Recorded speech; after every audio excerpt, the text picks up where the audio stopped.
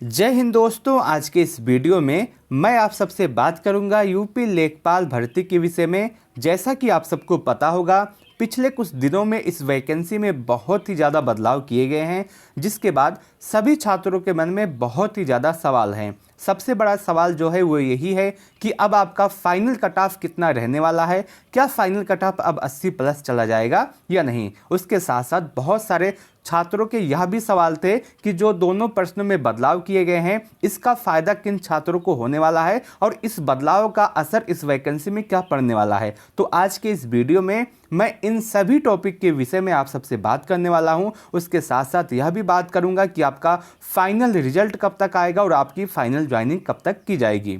मैं उम्मीद करता हूं कि आप सभी लोग इस वीडियो को लास्ट तक ज़रूर देखेंगे। दोस्तों, यदि आपको यह वीडियो अच्छा लगे तो आप सभी लोग इस वीडियो को लाइक कर सकते हैं। अपने दोस्तों के साथ इस वीडियो को शेयर करना ना भूलें। जैसा कि आप सबको पता होगा, जब से लेखपाल वैकेंसी शुरू हुई है तब से यह विवादों से घिरी हुई है और अभी हाल ही में 2 प्रश्नों में बदलाव कर दिया गया है, जिसके बाद आपके एग्ज़ाम का पूरा समीकरण बिगड़ गया है। आपकी वैकेंसी का पूरा समीकरण बिगड़ गया है और सब कुछ उलटफेर हो गया है। सबसे पहले हम देखते हैं कि इन जो दोनों प्रश्नों में बदलाव किए गए हैं, इसका असर क्या पड़ने वाला है और इस बदलाव से किन किन छात्रों का फ़ायदा होने वाला है। उसके बाद हम देखेंगे आपका रिजल्ट कब तक आएगा, आपका फाइनल कट ऑफ कितना जाएगा। पूरी एनालिसिस के बाद मैं आपको बताऊंगा कि आपका फाइनल कट ऑफ कितना रहने वाला है। तो सबसे पहले बात करते हैं इन दोनों प्रश्नों के विषय में कि इसका क्या असर पड़ेगा और इसके क्या क्या प्रभाव पड़ने वाले हैं और इस बदलाव से किन किन छात्रों का फ़ायदा होने वाला है। सबसे पहले हम बात करते हैं 16 वाले प्रश्न पे कि अगर आप देखें 16 वाले प्रश्न पे आपको फुल मार्क दिए गए हैं। इसमें आपका एफएम दिया गया है सभी छात्रों को और एफएम देने के बाद अगर आप देखें तो 3 टाइप के छात्र आपके एग्जाम में उपस्थित थे। पहले छात्र वो थे जिन्होंने इस प्रश्न को लगाया था और उनका उत्तर गलत था।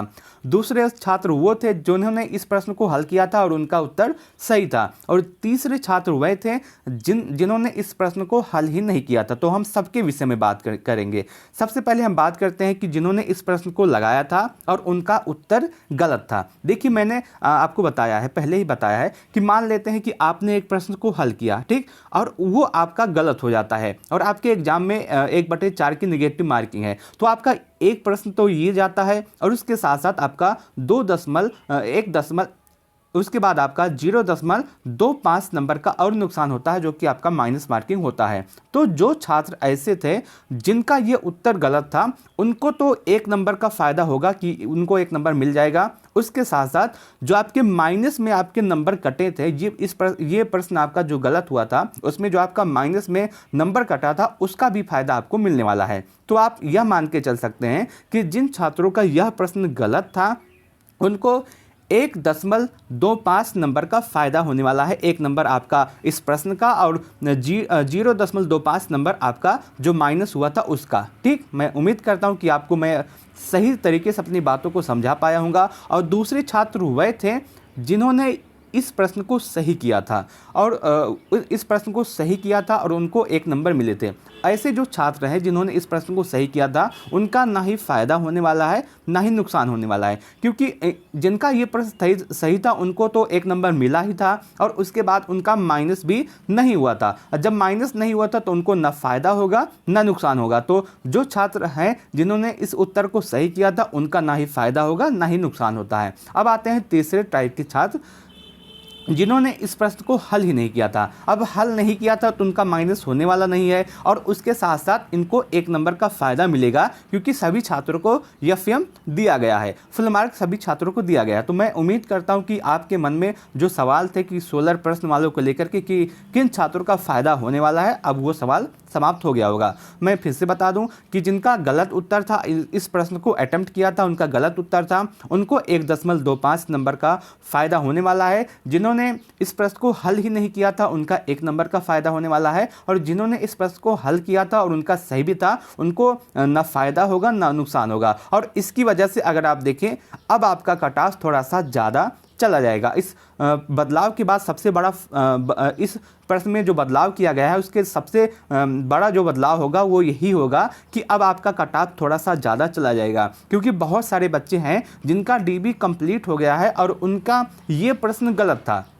अब ये प्रश्न जो जब गलत था तो उनको 1 नंबर का फ़ायदा होगा उसके साथ ही साथ 0.25 नंबर का फ़ायदा ही होने वाला है। और इसके बाद अगर हम देखें आपका कट ऑफ थोड़ा सा ज़्यादा ही जाएगा। आपको पता होगा कि 1 नंबर पे आपके हज़ारों छात्र आगे हो जाते हैं, हज़ारों छात्र पीछे हो जाते हैं, और वही आपका इस वैकेंसी में होने वाला है। क्योंकि जिन छात्रों का फ़ायदा हुआ है वो तो बहुत ज़्यादा खुश हैं कि उनको 1 नंबर का बेनिफिट हो गया है, और जिन छात्रों का नुकसान हुआ है आप वो भी देख सकते हैं कि कैसे उनकी हालत होगी। और उसके साथ साथ एक प्रश्न पे और बदलाव किया गया है जो है आपका उज्ज्वला वाला प्रश्न। इसमें भी अगर हम देखें तो ऑप्शन नंबर डी को सही किया गया है, और इन जो दोनों प्रश्नों में बदलाव किए गए हैं इसका असर ये होगा कि आपकी वैकेंसी में कि इसकी वजह से आपका कट ऑफ थोड़ा सा हाई चला जाएगा। अभी मैं आपको बताना चाहता हूं कि अब आपका फाइनल कट ऑफ कितना जाने वाला है। जो ये दोनों प्रश्नों में बदलाव किए गए हैं उसके बाद आपका फाइनल कट ऑफ कितना हो सकता है। तो मैं आपको बता दूं, बहुत सारे छात्रों से बात की है, उसके बाद मैं आपको ये कट ऑफ बता रहा हूं। मैं आपको बता दूं फाइनल कट ऑफ जो होगा वो 80.50 के आसपास होगा यूआर का। अगर आप देखें तो मैंने ये पहली बार जब से मैंने आपको फाइनल कट ऑफ बताया है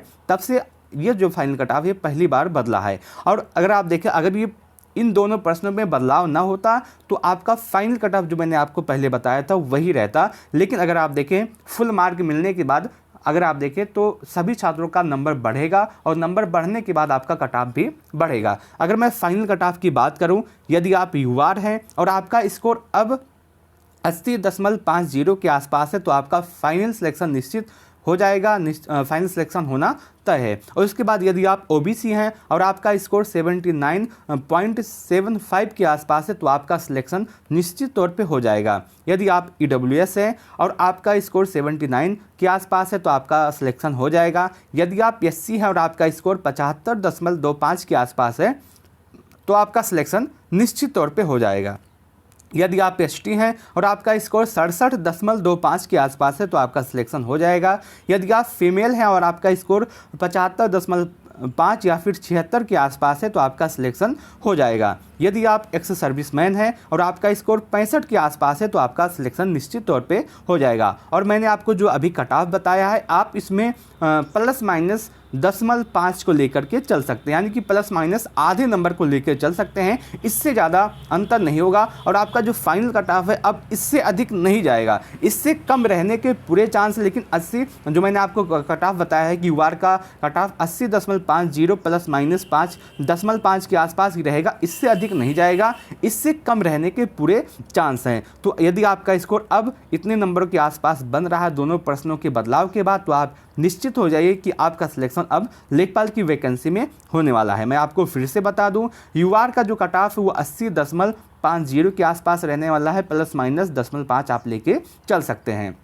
ओबीसी का जो कट ऑफ है वो 79.75, इसमें भी आप प्लस माइनस 0.5 यानी कि आधे नंबर को लेकर चल सकते हैं। ईडब्ल्यूएस का कट ऑफ भी आपका 79 के आसपास रहेगा। एससी का कट ऑफ आपका 75.25, इसमें भी आप प्लस माइनस आधे नंबर को लेकर चल सकते हैं। एसटी का कट ऑफ आपका 67.25 के आसपास रहने वाला है। फीमेल का कट ऑफ आपका 75.5 या फिर 76 के आसपास रहने वाला है, इसमें भी आप प्लस माइनस 0.5 को लेकर चल सकते हैं। एक्स सर्विसमैन का कट ऑफ आपका 65 के आसपास रहेगा। और वहीं बात करें पीएच वाले स्टूडेंट की तो आपका कट ऑफ मैं थोड़ी देर बाद आपको बताऊंगा, लेकिन उससे पहले आप इस वीडियो के कमेंट बॉक्स में आप लिख दीजिएगा कि ये जो दोनों बदलाव किए गए हैं इसके बाद आपका नंबर बढ़ा है या फिर घटा है। उसके बाद मैं एनालिसिस कर लूँ, अभी आपका पूरा डाटा नहीं मिल पाया इसलिए मैं आपको आपका कट ऑफ नहीं बता रहा हूँ। आप इस वीडियो के कमेंट बॉक्स में अवश्य लिखिएगा कि जो दोनों प्रश्न बदलाव किए गए हैं उसका आपका फ़ायदा हुआ है या फिर नुकसान हुआ है। उसके बाद मैं आपको कट ऑफ बताने का प्रयास करूँगा। अब बात करते हैं कि आपका रिजल्ट कब तक आएगा, फाइनल ज्वाइनिंग कब तक होगी। रिजल्ट की बात करें तो आप यहाँ मान के चल सकते हैं कि अब आपके रिजल्ट में देरी नहीं है, बहुत ही जल्द आपका रिजल्ट आ सकता है। एक डेट की बात करूं तो आप यहाँ मान के चल सकते हैं कि जनवरी मंथ में आपका रिजल्ट जारी हो जाएगा, इससे ज़्यादा विलंब नहीं होगा। जनवरी के आसपास आपका रिजल्ट जारी हो सकता है। और अगर हम बात करें फाइनल ज्वाइनिंग की, तो जब आपका जनवरी में आपका रिजल्ट आएगा तो आप यहाँ मान के चल सकते हैं कि मार्च के आसपास आपकी फाइनल ज्वाइनिंग हो जाएगी। मैं उम्मीद करता हूं कि आपको यह पूरा वीडियो अच्छा लगा होगा। मैं अपनी बातों को सही से आप सबके सामने रख पाया हूँगा। यदि आपको यह वीडियो अच्छा लगा हो तो आप सभी लोग इस वीडियो को लाइक कर सकते हैं, अपने दोस्तों के साथ इस वीडियो को शेयर अवश्य कीजिएगा। उसके साथ ही साथ कमेंट बॉक्स में बताइएगा कि जो दोनों प्रश्नों में बदलाव किए गए हैं इसका फ़ायदा आपको हुआ है या फिर आपका नुकसान हुआ है। कमेंट बॉक्स में अवश्य बताइएगा। इस वीडियो को लास्ट तक देखने के लिए आप सबका बहुत बहुत धन्यवाद।